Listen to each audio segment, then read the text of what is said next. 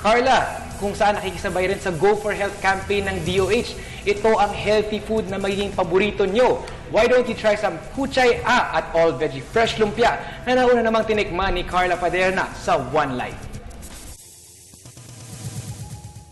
Good morning mga boss, andito ako ngayon sa Poland Hopia. Pero alam nyo ba na they don't just serve hopia and other Chinese delicacies, meron din sila mga healthy foods. Halika at samahan nyo akong alamin kung ano-ano bang mga healthy products ang meron sila dito.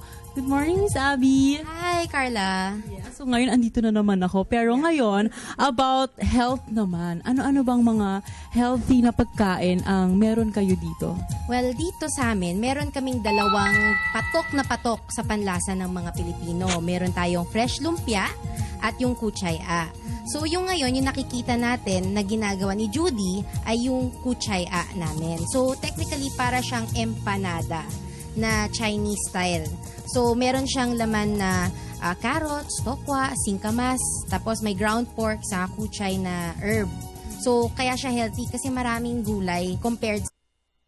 Yung kutsaya is yung with pork, the regular. Pero ngayon meron kayong vegetarian version. So, without the pork, tama? Yeah. Okay, so paano ba ginagawa to? Ano ba yung mga kailangan namin to make a kutsaya?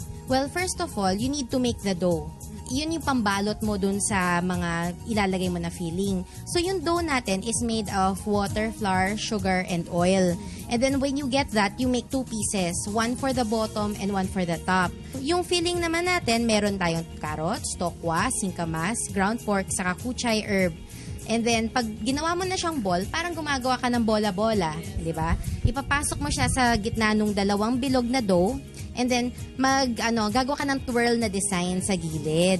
So, yun. And then, you deep fry it. But when you deep fry kasi, we know na pag pinirito, masama yan. Hindi totoo na lahat ng pinirito ay hindi healthy. Kasi, pag tama yung pagkaprito mo, yung temperatura ng oil, hindi siya nagsisip-sip ng mantika. Ang nangyayari lang, nagiging crispy lang yung shell. So, ang lumalabas ngayon, when you try the kuchaya, it tastes like parang binake siya. Even at pag celebrations, usually gusto mo bilog, dinadagdag mo para masaya, maraming pera ang darating sa'yo. So marami din bumibili ng kuchaya. Pero hindi lang siya pang piyesta, pang araw-araw din siya. Punta naman po tayo sa fresh lumpia. Well, yung fresh lumpia kasi namin, it starts with yung main component namin, yung parang filling ba. And it's made of tokwa, carrots, sliced pork, cabbage, and different spices. Ibabalot yan sa lumpia wrapper natin, which meron tayong several components pa.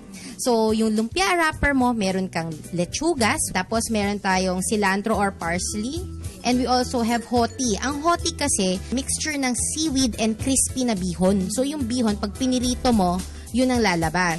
Peanut sugar, which is crushed peanuts na may sugar mixed in, so may konting tamis.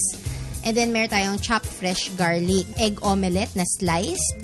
Meron tayong sweet sauce na tinatawag. Pag lahat yun, nalagay mo na sa lumpia wrapper mo, merong technique kung paano binibilog yan. Mabenta to sa amin, lalo na ngayon na everybody's health conscious. Ang mga babaeng nagjejeta, gusto gulay. So, sila ng lumpia, mabigat na rin kasi sa tiyan. Please invite our viewers naman po. Hi everyone! So, pag meron kayong time, drop by our main branch here in Mayon, 670 Mayon Street, La Loma, Quezon City. And then, you'll be able to enjoy our fresh lumpia, kuchaya, and our other hopia varieties, which we are very known for.